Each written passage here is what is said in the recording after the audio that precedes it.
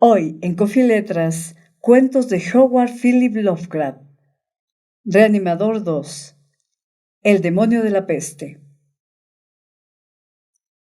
Jamás olvidaré aquel espantoso verano, hace 16 años, en que, como un demonio maligno de las moradas de Eblis, se propagó el tifo solapadamente por toda Arkham. Muchos recuerdan ese año por dicho azote satánico, ya que un auténtico terror se cernió con membranosas alas sobre los ataúdes amontonados en el cementerio de la Iglesia de Cristo. Sin embargo, hay un horror mayor aún que data de esa época, un horror que solo yo conozco, ahora que Herbert West ya no está en este mundo. West y yo hacíamos trabajos de posgraduación en el curso de verano de la Facultad de Medicina de la Universidad Miskatonic, y mi amigo había adquirido gran notoriedad debido a sus experimentos encaminados a la revivificación de los muertos. Tras la matanza científica de innumerables bestezuelas, la monstruosa labor quedó suspendida aparentemente por orden de nuestro escéptico decano, el doctor Ala Halsey. Pero West había seguido realizando ciertas pruebas secretas en la sórdida pensión donde vivía, y en una terrible e inolvidable ocasión se había apoderado de un cuerpo humano de la fosa común, transportándolo a una granja situada a otro lado de Meadow Hill. Yo estuve con él en aquella ocasión y lo vi inyectar en las venas exánimes el elixir que, según él, restablecería en cierto modo los procesos químicos y físicos. El experimento había terminado horriblemente en un delirio de terror que poco a poco llegamos a atribuir a nuestros nervios sobreexcitados. West ya no fue capaz de librarse de la enloquecedora sensación de que le seguían y perseguían. El cadáver no estaba lo bastante fresco. Es evidente que para restablecer las condiciones mentales normales, el cadáver debe ser verdaderamente fresco. Por otra parte, el incendio de la vieja casa nos había impedido enterrar el ejemplar. Habría sido preferible tener la seguridad de que estaba bajo tierra. Después de esa experiencia, West abandonó sus investigaciones durante algún tiempo, pero lentamente recobró su celo de científico nato y volvió a importunar a los profesores de la facultad, pidiéndoles permiso para hacer uso de la sala de disección y ejemplares humanos frescos para el trabajo que él consideraba tan tremendamente importante. Pero sus súplicas fueron completamente inútiles, ya que la decisión del doctor Halsey fue inflexible, y todos los demás profesores apoyaron el veredicto de su superior. En la teoría fundamental de la reanimación no veían sino extravagancias inmaduras de un joven entusiasta cuyo cuerpo delgado, cabello amarillo, ojos azules y miopes y suave voz no hacían sospechar el poder supranormal casi diabólico del cerebro que albergaba en su interior. Aún lo veo como era entonces y me estremezco. Su cara se volvió más severa, aunque no más vieja. Y ahora Septon carga con la desgracia, y West ha desaparecido. West chocó desagradablemente con el doctor Halsey casi al final de nuestro último año de carrera, en una disputa que le reportó menos prestigio a él que al bondadoso decano en lo que a cortesía se refiere. Afirmaba que este hombre se mostraba innecesariamente e irracionalmente grande, una obra que deseaba comenzar mientras tenía la oportunidad de disponer de las excepcionales instalaciones de la facultad. El que los profesores, apegados a la tradición, ignorasen los singulares resultados tenidos en animales y persistiesen en negar la posibilidad de reanimación era indeciblemente indignante y casi incomprensibles para un joven del temperamento lógico de West. Solo una mayor madurez podía ayudarlo a entender las limitaciones mentales crónicas del tipo doctor-profesor. producto de generaciones de puritanos mediocres, bondadosos, conscientes, afables y corteses, a veces, pero siempre rígidos, intolerantes, esclavos de las costumbres y carentes de perspectivas.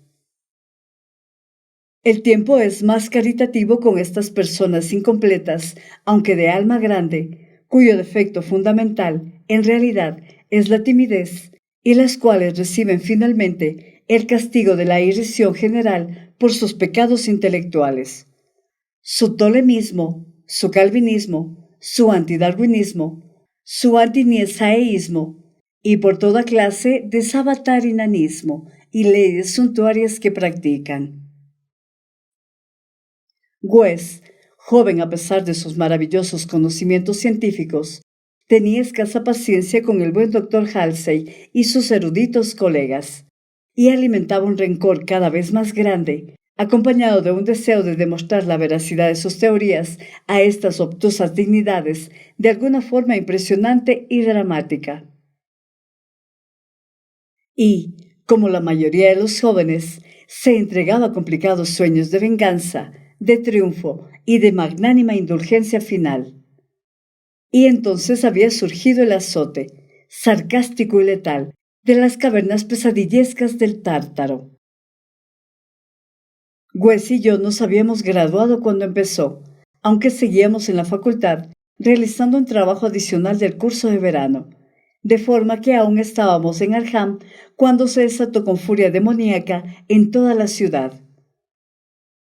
Aunque todavía no estábamos autorizados para ejercer, teníamos nuestro título y nos vimos frenéticamente requeridos a incorporarnos al servicio público, al aumentar el número de los afectados. La situación se hizo casi incontrolable y las defunciones se producían con demasiada frecuencia para que las empresas funerarias de la localidad pudieran ocuparse satisfactoriamente de ellas. Los entierros se efectuaban en rápida sucesión, sin preparación alguna, y este cementerio de la Iglesia de Cristo estaba atestado de ataúdes de muertos sin embalsamar.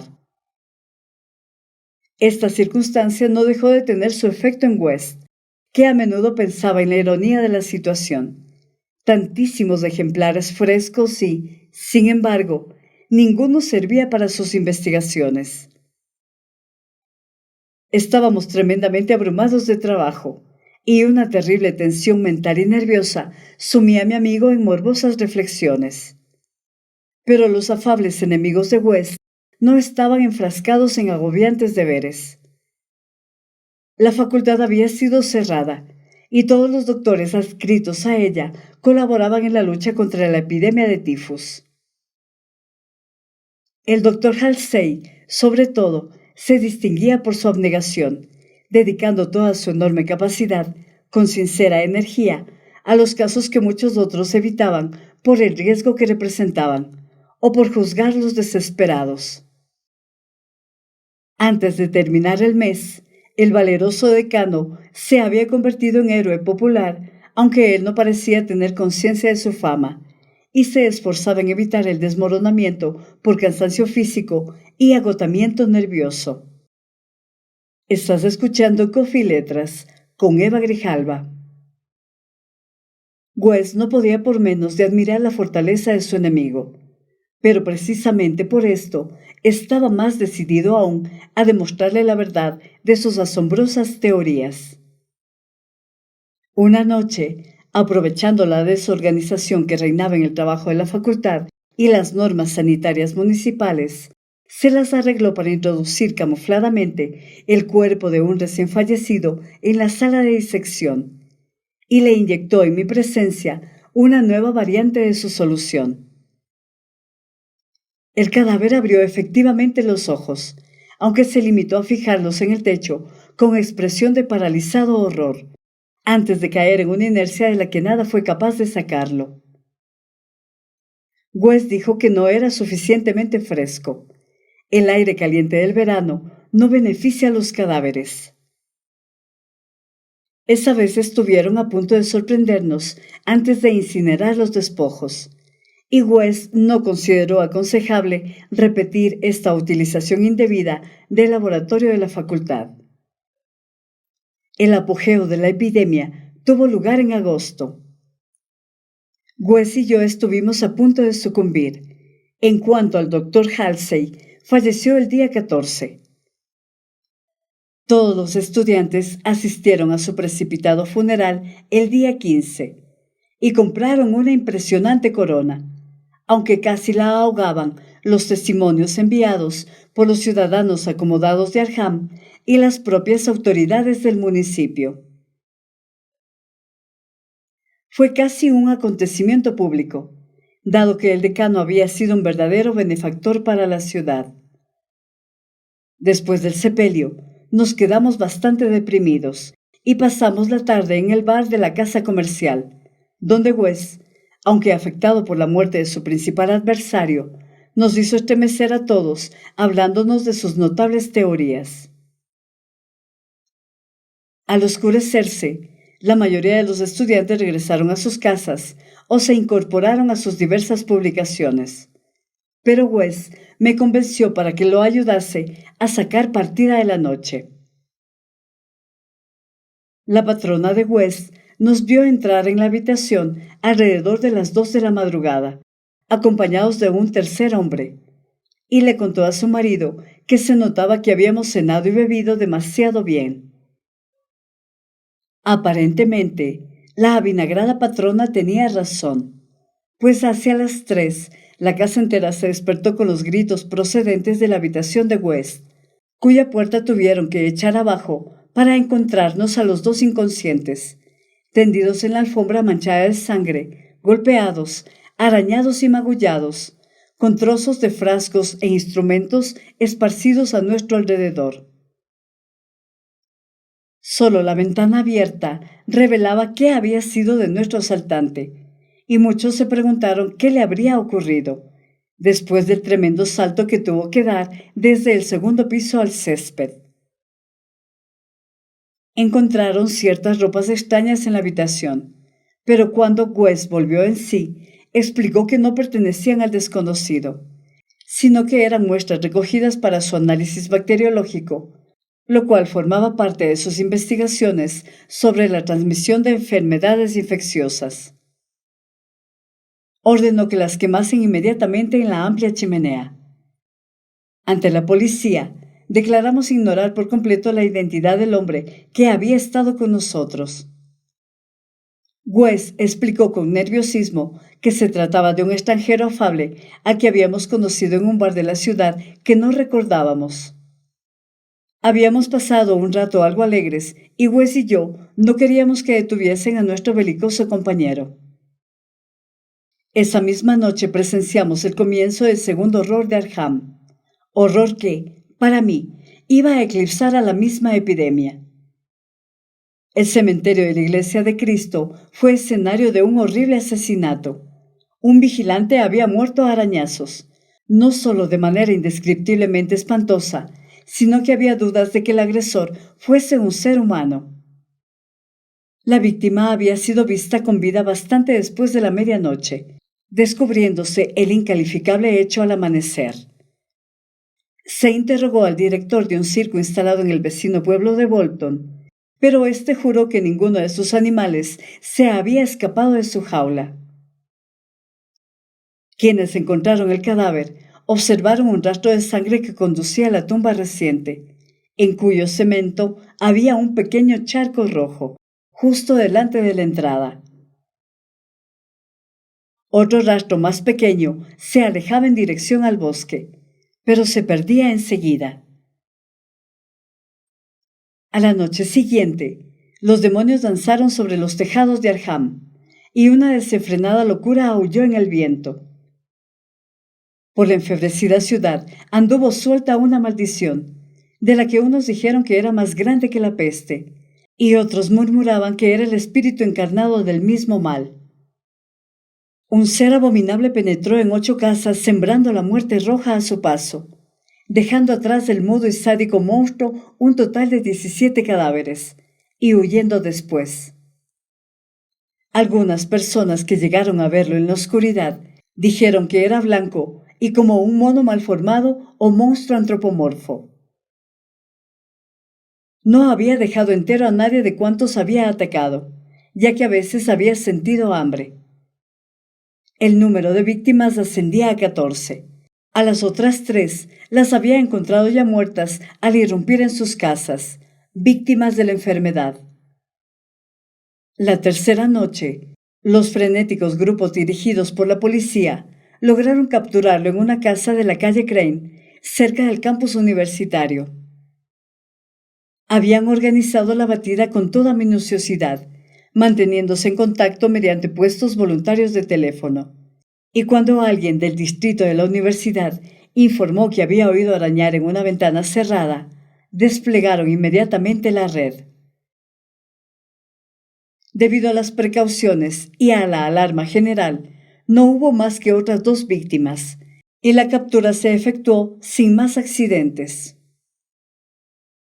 La criatura fue detenida finalmente por una bala, aunque no acabó con su vida, y fue trasladada al hospital local, en medio del furor y la abominación generales, porque aquel ser había sido humano. Esto quedó claro, a pesar de sus ojos repugnantes, su mutismo simiesco y su salvajismo demoníaco. Le vendaron la herida y lo trasladaron al manicomio de Septon, donde estuvo golpeándose la cabeza contra las paredes de una celda colchada durante 16 años, hasta un reciente accidente, a causa del cual escapó en circunstancias de las cuales a nadie le gusta hablar. Lo que más repugnó a quienes lo atraparon en Arkham fue que, al limpiarle la cara a la monstruosa criatura, observaron en ella una semejanza increíble y burlesca con un mártir sabio y abnegado al que habían enterrado hacía 3 días, el difunto doctor Alan Halsey, benefactor público y decano de la Facultad de Medicina de la Universidad Miskatonic. Para el desaparecido Herbert West y para mí, la repugnancia y el horror fueron indecibles. Aún me estremezco esta noche mientras pienso en todo ello, y tiemblo más aún de lo que temblé aquella mañana en que West murmuró entre sus vendajes: ¡Maldita sea! No estaba bastante fresco. Coffee Letras, literatura con voz de mujer.